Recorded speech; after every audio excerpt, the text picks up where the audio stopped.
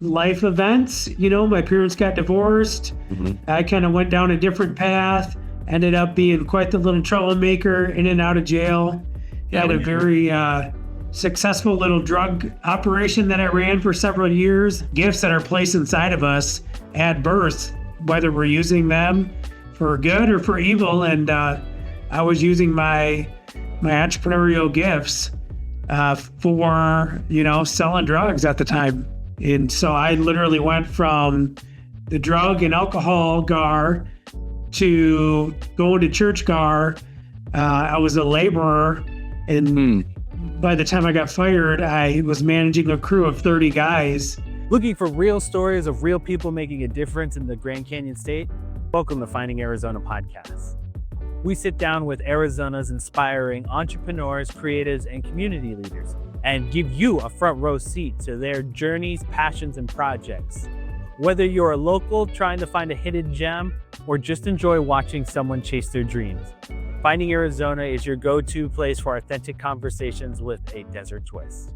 New episodes drop weekly, so hit subscribe and start exploring Arizona one story at a time.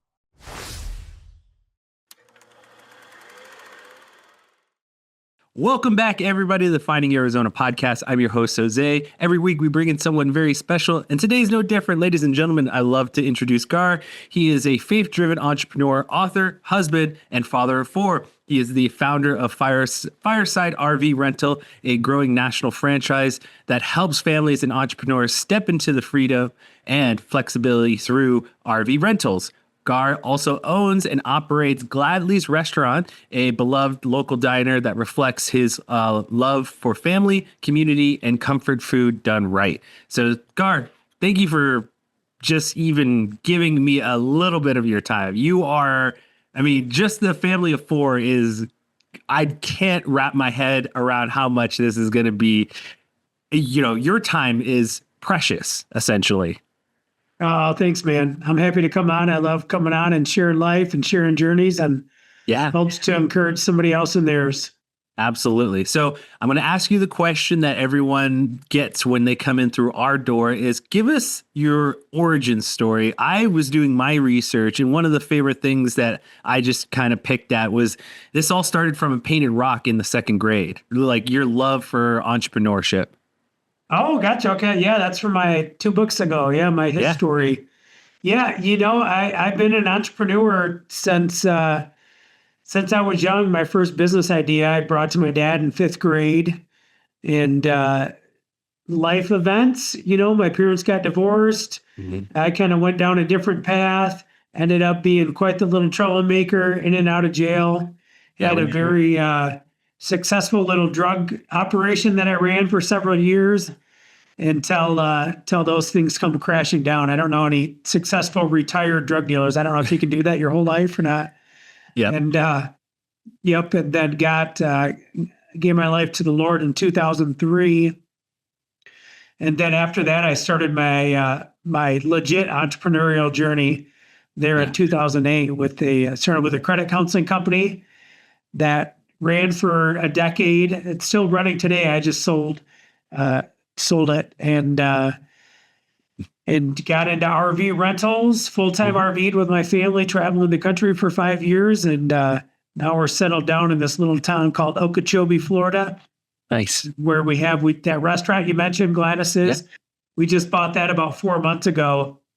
That was basically, I was buying my 16-year-old a job. And now we all work there. We all love it. It's this oldest little diner in this little town we love in, and it's a blessing. Wonderful. It's a cool business. I like that. That's really wonderful. So you brought up a bunch of different things, and I think it's incredible that you've been so upfront and honest about the things that your parents brought into your life, along with what you've done for yourself as, like you said, a little bit of ups and downs throughout your whole life. And one of the things that I always found interesting, and this is just from a perspective of someone looking at the whole picture, I'm outsider standing and looking on the inside for you. Your parents, I would love to understand that relationship just a little bit more, because one of the other things that you brought up is, and in my research, is that your father now has Parkinson's, on top of which back when you were in fifth grade, he, there was a level of like, you came to him with a business plan and he kind of shot you down. But at the same time, that did not deter you from actually proceeding forward with it. And that really does, again, it speaks to a lot about relationships with your parental units. And just one of those things with me, I'll be honest, my father has always been in my life and has always encouraged me to do things and always gave me the opportunity to fail on my own. I can clearly remember in college wanting to do this kind of book sales job, and he was just telling me why. He's like, you could easily do something else and not have to travel and not have to, worry about the strenuous life of a book salesman sort of thing. And so, but he allowed me, is like, look, if you're going to do this, then do it. We'll be here to support you. I don't understand it. It's like, he's always kind of let me, in a sort of ways, fail, but fail with love. And so that's the thing that I would like to understand just a little bit more about your relationship with your family. Yeah. I love that. I recently heard somebody say, fail successfully. Mm-hmm. And I really like that saying, fail successfully, because there's nothing wrong with failure, because with failure comes learning, mm-hmm. I in my real estate story, I wrote about that, with bringing that business proposal to my dad and him kind of laughing me off. Well, then in my 2 books ago, my book, His Story, I actually had this moment with the Lord where he took me back to that moment and spoke some truth to me. And the truth of what he showed me in that moment was, my dad wasn't necessarily shooting down my idea completely. He was saying, hey, why don't you go learn the business before I give you $500 so that you can, buy lawnmowers to pay other kids to push. So it is interesting how when life happens, we can interpret certain moments certain ways and think they were something that they weren't, So, but yeah, that was definitely a very interesting moment in life. And I've had several moments like that, right? Where something happens in life, you interpret it in a certain way, and then you realize the reality of it is, I'm actually wearing that shirt right now. The reality of is life happens for you, not to you. Anything in life that happens can be used for an equivalent advantage to propel you further and further into your future. There's another quote that I really like is, life responds to effort. That's something that I heard too, was, you can want something so badly, but without effort, you can't, it's not gonna come to you. It's not gonna allow you to, it's not gonna magically appear in your hand. So, I really like that, that you have that as a shirt right now. That's really kind of funny that it's happened and worked out that way. I would like to also, if you don't mind, why didn't you go to your mom for that money? And then what's your mother's side of the family look like as far as entrepreneurship? I don't know why I didn't go to my mom for that money. Honestly, I'm not sure. And then it might be that second question might be why. Actually, you say that because I think the entrepreneurial bug runs more on my dad's side of the family. My grandpa owned a business. Mm-hmm. And so hey, it's sometimes it's just that simple, because again, I look at it in the perspective of I have a 4-year-old myself right now, and I just seeing life through his eyes. And just this morning, we had a moment where he wasn't being very kind to his mother, and he's very much docile towards me. And this might come from the fact that he was born during COVID, and I took the time to be the parental unit and be with him during that time. And she went off to work. I made that decision based on a couple of things, but I think that's where it stems from. Is his relationship with me is very different than with his mother. And so one of those moments is like you start to look inward at yourself of like, did I make the right decision? Where is this ultimately? I want him to be a good person to all, but these moments, these hard times where he's like being disruptive or being non polite or things like that, where you just look at the overall picture of like, oh, wow, this is maybe this is coming from somewhere. This is coming from something. And so I look at it in the perspective of like the ultimate like view of other things that are going on in my life. And one of the things that I can remember as my childhood is I was very close to my mother, and that stemmed from my relationship being able to feel like I could talk to her more and feel like I could connect with her more. She understood me when I took time to talk to her. So that's why I asked, is because, you know, your relationship with each of your parents is different, but I always ultimately ask these types of things because they build the foundation of the overall life and where you lead to in certain aspects and decisions that you make. I just that was just a curiosity that I had of your relationship with your parents. Yeah. Yeah. That is interesting how that works and how we're wired and who we connect with more. And Yeah. I would love to kind of get to, you know, you brought up the lawn care business. What happened after, let's say, the first summer or the second summer? I imagine that you stopped at one point or something happened with that lawn care business, and then the life part happened where you brought up the drug dealing, and that ultimately it was probably a little bit later down the road. But I'm always kind of curious with that first endeavor. It's like what happened after the first? You know, you had, I imagine, a couple of kids working for you. No, that I never launched that business. It never took off. I never started it. Okay. Then, then moving forward in life, as you kind of progressed along, I asked this very politely in the fact that I was like, this is no longer a part of your life of like this drug dealing business or just being this a part of your world. Did you meet your wife along the way? Like, how did this integrate into your overall life? Because one of the things I heard was that the police kind of raided your house. Yeah. I didn't meet my wife until after I started walking with the Lord in 2003. Okay. So she wasn't a part of any of that story, even though I would, in the town that we lived in, I would run into people who, from those days, if I robbed them or ripped them off or something like that, I'm like, oh, hey, honey, I got to go talk to this person to make amends. Yeah. And then she'd hear the story. She's like, what in the world? What kind of, the history is there? But yeah,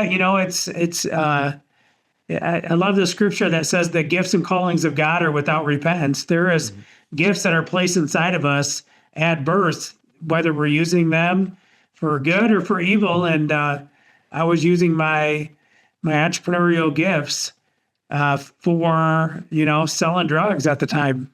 Yeah. So as I imagine it's like you were raided and then went into jail, and then later you found the Lord. What was I always find this interesting in the fact that it's like, again, I've met a couple of people like yourself where your religion and your calling is spoken through something.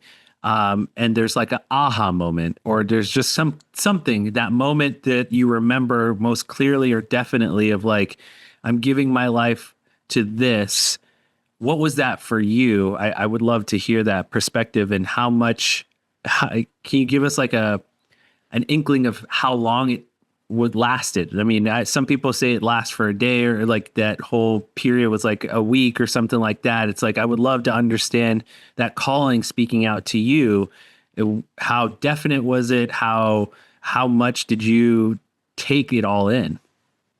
Yeah, it was a series of events. And I kind of write about this in my last book, My History. It's like a series of events, and then realizing that when I gave my life to the Lord in 2003, that he had been there all along in the different moments. And like in that book, when he takes me to a lot of these moments in my history and speaks the truth of what's going on and what the reality was. And just like with my dad and the lawnmower business, right?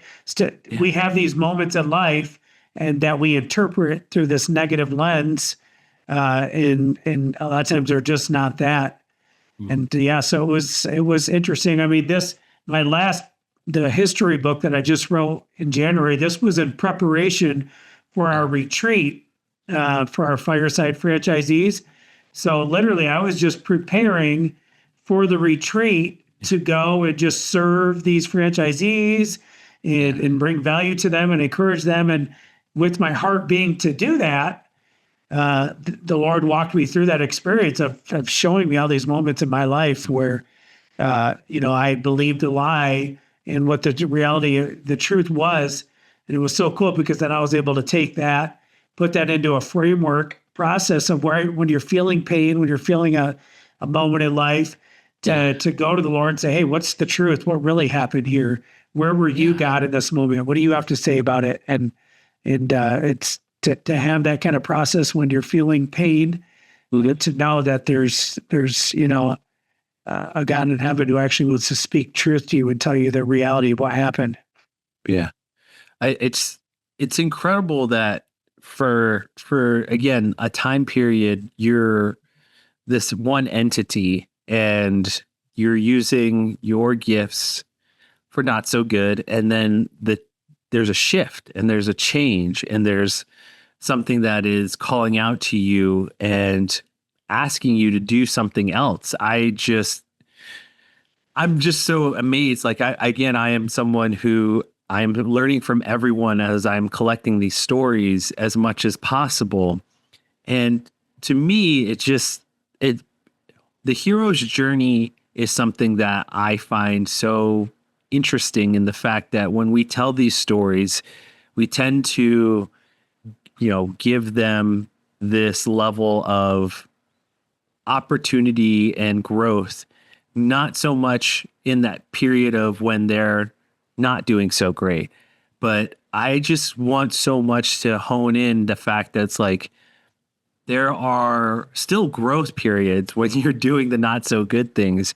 Do you ever look back at your time in that period where there was like maybe an instance where you could have made a change earlier, or was there always kind of this level of like, okay, this is my lot in life. I'm going down this road and I'm going to just keep doing this? Yeah, there's definitely both for sure. Where you need to make a change and you don't. Or where you get in those moments where you just feel like stuck. Like this is my reality. This is where I'm going to be, and you just kind of wallow in that for sure. And that's where I believe that, like you talk about the hero's journey, that's where it's got to be something greater than ourselves. It's got to be about getting freedom so that we can go back and free others, or pressing on in those moments. Yeah. I know that you made your first business, your first real big boy business. I put quotations around that in the credit. What was it? First job or first thing that you did? The credit counseling. Yeah. Credit counseling. And then 10-year anniversary, you buy your first RV and your wife is pregnant with child number 4 and she just straight up leaves the campground to go home? What? Yeah, she was just pregnant, miserable, hot, did not want to be there because of all that. And she's like, I'm going home. Gosh. And so there I sat around the campfire feeling sorry for myself. And eventually I threw it up on Craigslist for rent. And literally within a couple hours, I've got people reaching out to me to rent it.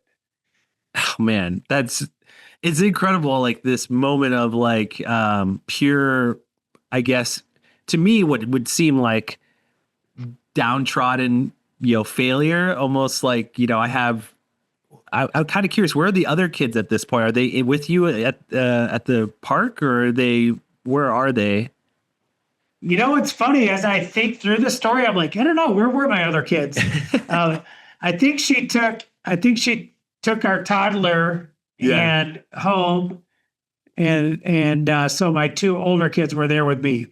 Okay. Okay. So it's just like I'm wrapping my head around it because I only have the one, and I know from my perspective of like it's a lot. It's a lot to manage with just a one one child, but it just to have multiple children. There is some give and take in moments where, especially again, pregnancy is a whole nother level of things that I can't wrap my head around. But it's like you're going through this moment of like, I bought this RV. I'm trying to have a good time with my family. We're trying to, live our lives, and she's leaving, and this is not great. This is not a great moment. And so through that, you find another way of like, oh, what an aha moment of like, I'm gonna rent out my RV. This could be a thing, a business. Yeah, it was total, kind of like my credit counseling company. It was total pain to purpose, you know, and feeling the pain of that moment and then it turning into something purposeful. And that's how life happens a lot of times if we allow it to. If we don't get stuck in the emotions of the moment and we look for, okay, what's the goal? What's the goal here? Yeah. How can this be turned into something good? And sure enough, God has a way of doing that, bringing those opportunities. I really do love that you have this demeanor of like, I've been there before. I'm going through this, but I'm not going to let it overwhelm me. I've been through worse. And there's this level of like stoicism that you have that I feel like a lot of people should learn from. I can imagine. I'm going to ask you this later down the road, but I'm just like, I'm imagining that you're very much a reader and just a whole bunch of other things that you kind of keep as a deliberate part of your life, as a routine in your life. But I'm going to ask you that later. I want to keep on the kids and keep on your fatherhood, and that you homeschool your children. And this is unique to my present day right now, where my son goes to a school for preschool, but we're slowly, there's a debate or a little bit of back and forth of like, are we going to try and find another to put him in a public school, to go down the private route, or to homeschool? We have a neighbor who homeschools. We have literally our other neighbor right next to us is she works for the school system as a board member. And so she's like encouraging us to go stay in the district and things like that. So there's a lot of things coming at me. I imagine that you made a decision to homeschool based on wanting to travel in the RVs, or was that after? Like, how was this decision made to homeschool? Was the RV business and having the RV already a part of your life, and traveling with your family already a part of your life? Yeah, I did. For some reason, even when my wife were dating, I always told her I wanted to homeschool. Okay. And I don't even necessarily know where that came from. That's just something that I know I was homeschooled for a little bit when I was quite younger. So I don't know if it was from there, but yeah, I just always told her I wanted to homeschool. And then the RVing, that just kind of came about. Yeah. That's just amazing. Because again, I'm looking at it, the perspective of like, being a parent on top of an entrepreneur. And I'm in this right now where I'm like, I'm having to edit and do client meetings and all these things. And he's only in school 2 times a week. But I was like telling my wife the other day, it's like, I think I need more time. I think we need to put him in longer, like, 3 times a week or like for the full week. It's just, I want to be with him. I want to share that time with him, give him my undivided attention as a father. But at the same time, I know to feed him, to house him, to do all of these things requires my attention as the individual making money and doing all of that stuff. So I'm running this kind of balancing act of like fatherhood, businessman approach. And, to see someone like yourself who's been doing it for so long is quite inviting, and also just like, oh, it's manageable. I'm not I'm not in a singular moment of life where it's like it's no one understands me. I think it's really cool that you have done this for not only one child but for 4 children. And I would love to just quickly ask, like, how has it been as far as teaching them, being that they're all individual minds of like, one might not learn something very specific right away than the other one. It's like, how do you manage 4 individuals and their education? That's the beauty of homeschooling is you can really tweak and change for each kid. We have some core things that we do together, our devotions and our geography, history, some of that kind of stuff. Yeah. And the reading time and stuff. But outside of that, you can get really creative. And I think that's one of the blessings of homeschooling. You can definitely get real creative. And two, at the end of the day, this path that I'm walking is what the Lord has showed me that he has for me and my family, so he's not calling everybody to run a business while their kids are at home in school. But so I would just encourage you, in that regard, like what brings you alive, what's your passion, what's your desire, and that you don't have to have it all figured out, as far as how it's all going to work out and how it's all going to flow on a day-to-day basis. There's times where it's stressful. There's days where things flow really well. But we know, like my wife and I, that was, once we started doing it, we knew we're going to homeschool for life because our greatest desire is to be with our kids and to have every opportunity to have a grip on their heart and to mold them into who they're called to be. Beautiful. I do really think that's quite it's a wonderful story. It's a wonderful way of going and getting a closer relationship with your kids, especially the fact that you guys had the opportunity to travel with them for 5 years is quite like impactful to their own history and their own upbringing. I wanted to ask really quickly, did you ever find your way in Arizona, and what'd you guys think of it? Yeah. We've been through Arizona many times. My dad lives in Flagstaff. Nice. And so we've been there several times to visit him. We've RV'd around Arizona. We've been to Sedona several times. Nice. And it's a beautiful place. So I imagine you've taken them to the Grand Canyon. Yep.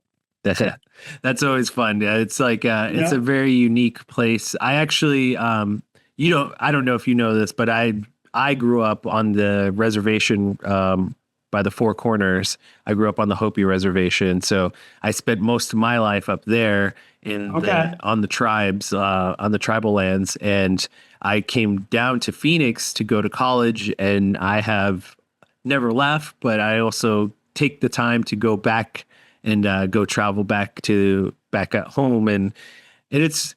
To me, I love Arizona because there's so much diversity, biodiversity, and just it runs the gamut on things that you can see, and its development of it is just incredible. So, but I've also been able to travel a little bit across the country and internationally as well.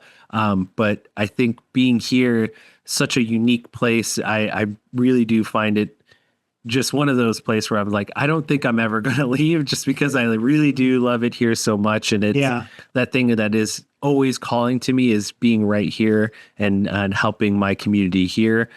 So I'm now going to ask you again, from the perspective of being a father and your own personal history, have your kids ever, especially your two oldest, kind of approached you about your history prior, you're early on and growing up, and just how you have divulged or approached that conversation to them?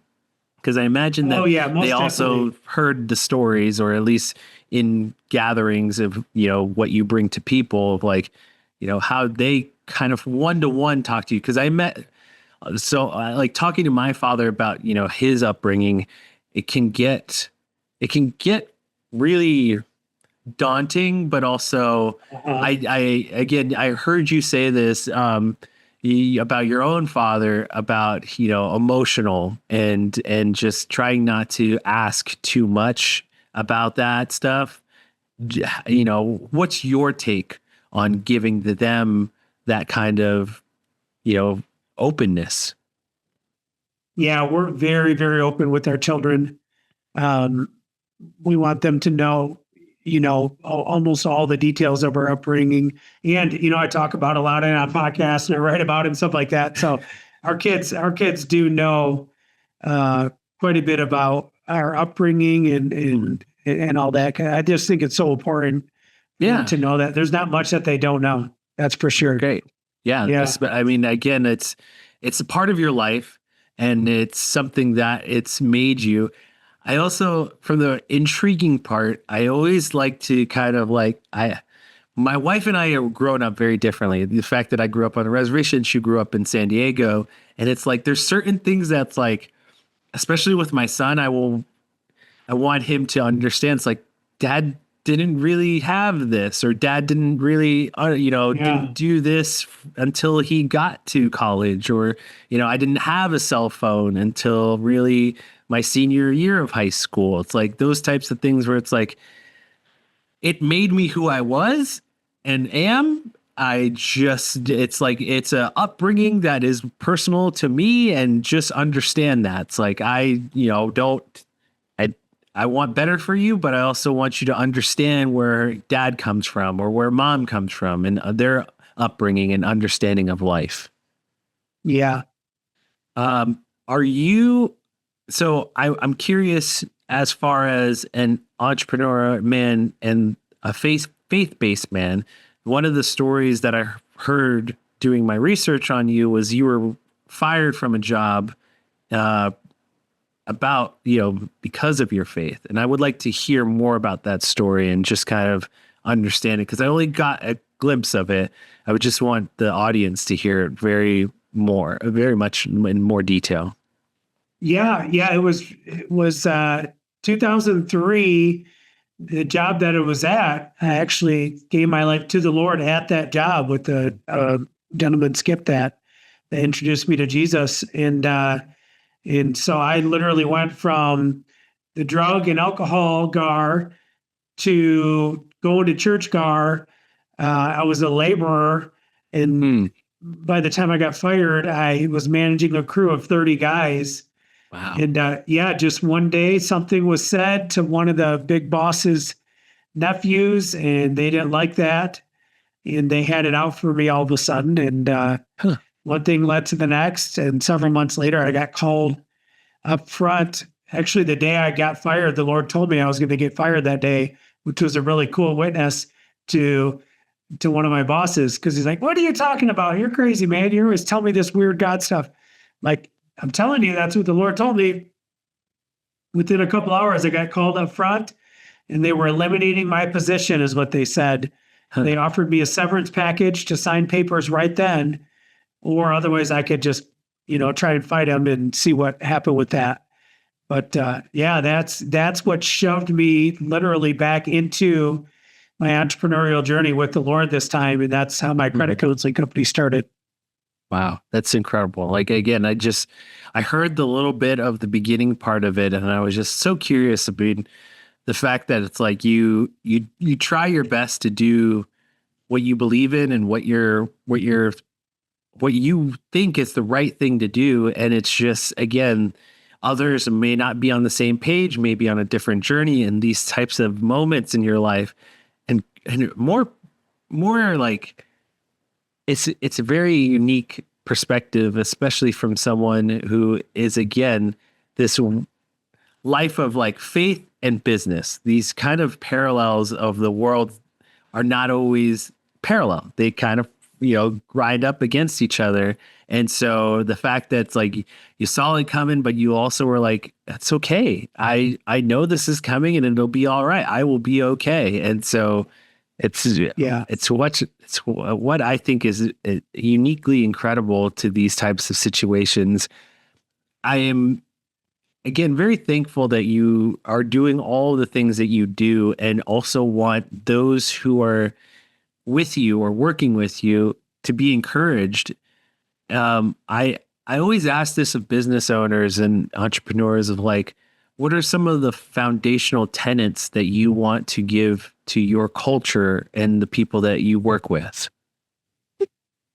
Yeah, so for our business specifically, our franchisees, it's Christian entrepreneurs. That's who I'm called to serve. Yeah. And so we're very upfront with that.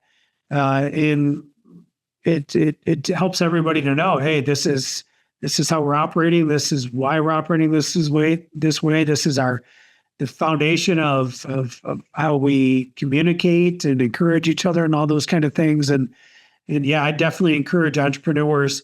You've got to have that. You've got to know, who am I called to serve? What is my tribe? What is my people? Because if you're trying to be all things to all people, especially as an entrepreneur, you're going to burn yourself out. It's going to come a point where you're realizing, man, I'm trying to serve everybody. And mainly the reason you're trying to do that is just to get sales. And you just end up burnt out because you can't be your true authentic self, and especially with, faith in business, there's a lot of people who are like, well, no, separate this from this and this from that. And don't talk politics here. And this, like, whoever came up with that saying or statement or belief, like, how can you take a segment of your identity and turn it off when you're in a certain environment? That's just to me, that's so unauthentic and just so unnatural that's going to cause more issues than if you just are upfront and honest with who you are and what you believe and why you believe it. Yeah. You gave me an email and you emailed us. And one of the things that I want to bring to light was something that you found interesting about our podcast was our episode with AZ Sleepy Teepee and how her scaling of her business and moving upward with kind of what would seem to be like a narrow market in her business of, these kind of attractive entertainment moments of like birthday parties and sleepovers and such, but it's moved more than that. She's kind of run even higher than just a little niche project. And I would love to get your perspective, especially being someone who, RVs are not an everyday situation. And it's not something it's like, I see it more and more just from the perspective of like, this state is a very RV friendly state. I just want to ask you from your perspective about scaling up, especially in a niche market. How easy, how hard, what you think is what people should do as business owners from this perspective of like, not to be worried about putting yourself in a corner.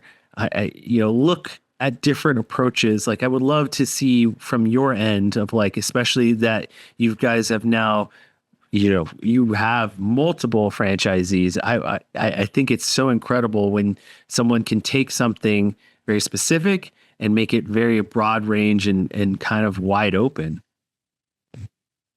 Yeah, it first comes down to just taking massive action. You're just trying things, moving forward, not getting caught up if something doesn't work, and not focusing on what anybody around you is doing.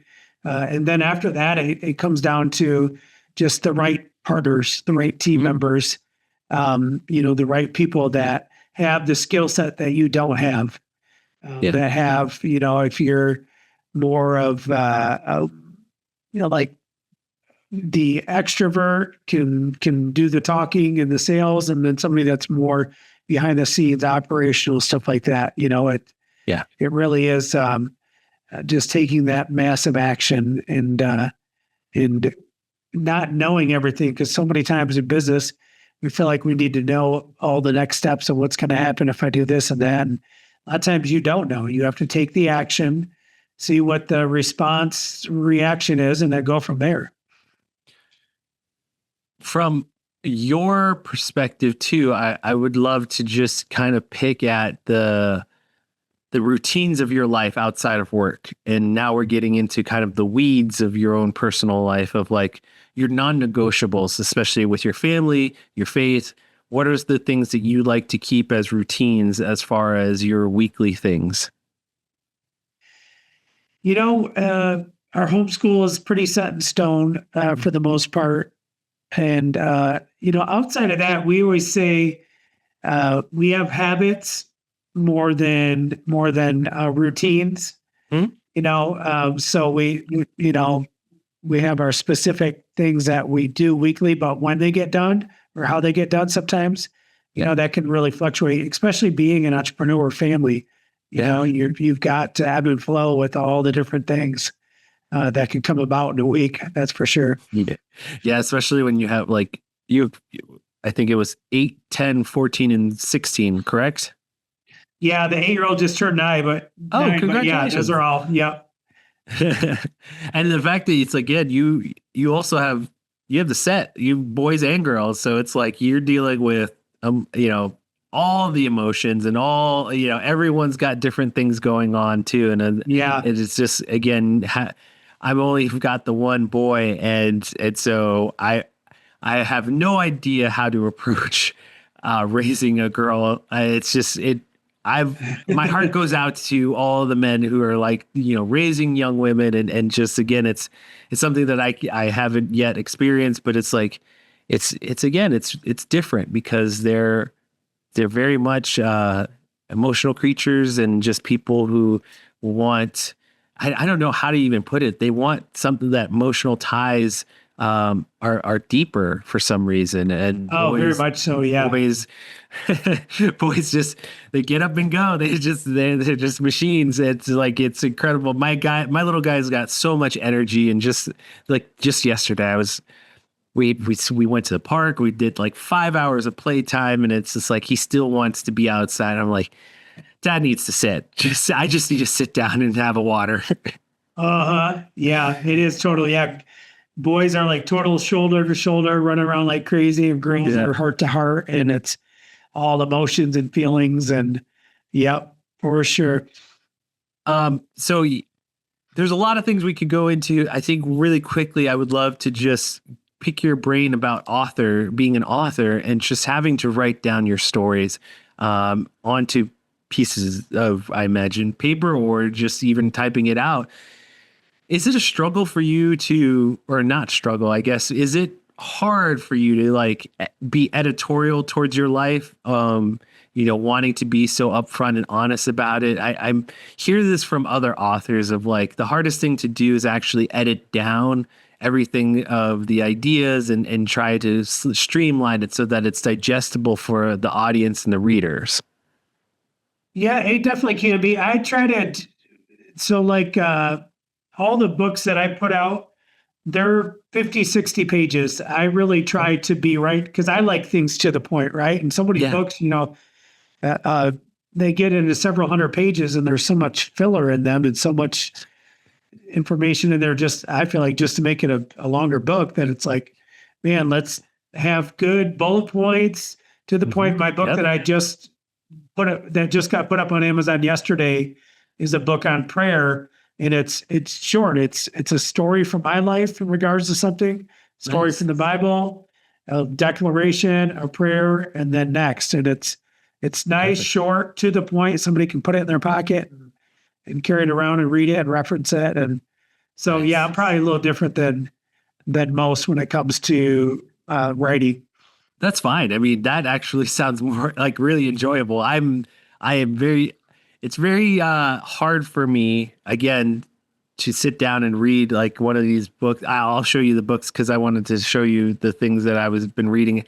Kind of curious what you have on your mantle these days, as far as like, what do you read often? And if you do, I imagine that you read your Bible, but it's like, what else are you reading besides that?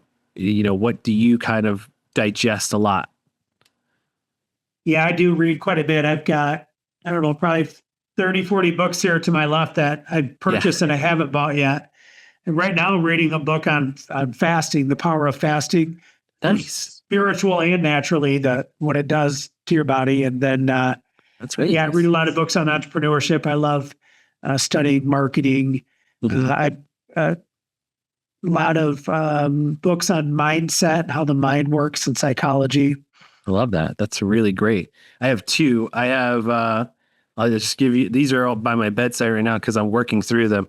I've got The Daily Dad. This one I think it's kind of really fun because it's more of like the date, it goes by the calendar month. So you can pick out like the date that you can start on the date that you pick it up and just kind of work your way through it over and over again. But it's just little mantras, stories, quotes, about fatherhood. And it's really, I've really enjoyed it so far because I can stop, I can pick it back up. I can like move on to the, next page and be prepared for the next day or week or whatever. But it's really something that's like, I find enjoyable because it's not just like your regular story of like books. It's like, you got to follow the chapters. The other one that I'm just working through is Inner Excellence. And this is kind of it's an inside joke between me and my wife. I am a big Philadelphia Eagles fan. And last year, one of the running backs was seen reading this on the bench during a game. And I was like, I need that book. I made a joke. I was like, I want that book. And so she was like, for our anniversary, I think it was for Christmas, she was like, Merry Christmas. And I was like, oh, this is funny. I love this. It's like, so I've been working through it and it's been great so far. I really do.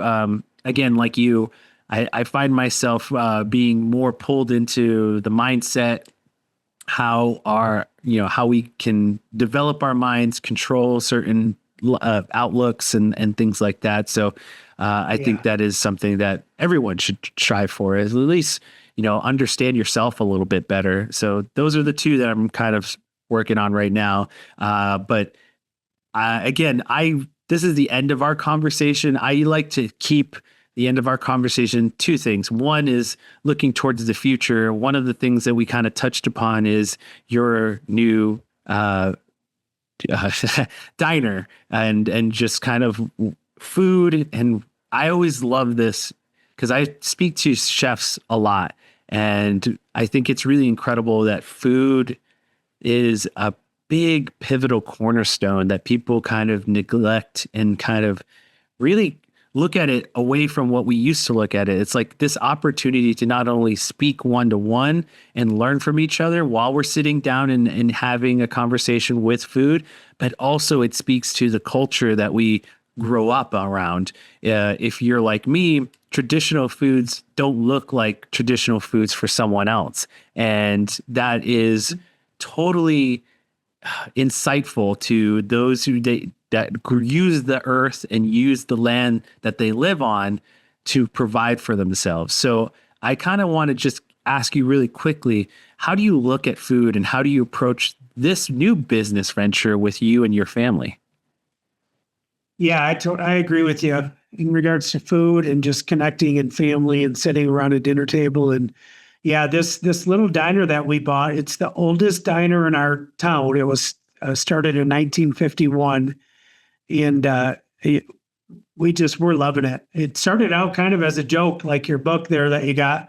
You said the joke of my 16-year-old had a job and she was only getting like 4 to 8 hours a week. So my wife was like, well, let's buy a restaurant and then she'll have a job. And so it started off as a joke. And then honestly, we started to investigate it. We just fell in love with it.